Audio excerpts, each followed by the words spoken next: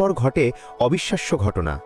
রাজেশ ভুল করে রাস্তায় একটি টাকার ব্যাগ। সকালের সময় কলিনগর জেলার আইপিএস ম্যাডাম নন্দিতা রায় একটি অটোতে চড়ে বসেছিলেন।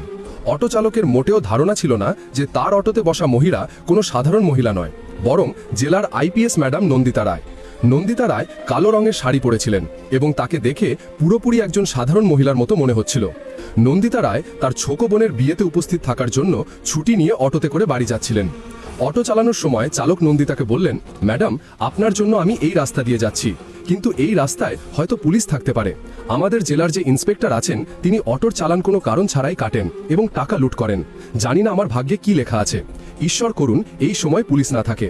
নন্দিতা রায় মনে মনে ভাবছিলেন, চালক যা বলছেন তা কি সত্যিই এখানকার থানার ইন্সপেক্টর এমন করে? তার মনে এইসব কথা ঘুরপাক খাচ্ছিল। অটোটি একটু এগিয়ে যেতেই তিনি দেখলেন ইন্সপেক্টর দেবাশিস কয়েকজন সিপাহীর সঙ্গে দাঁড়িয়ে চেকিং করছে।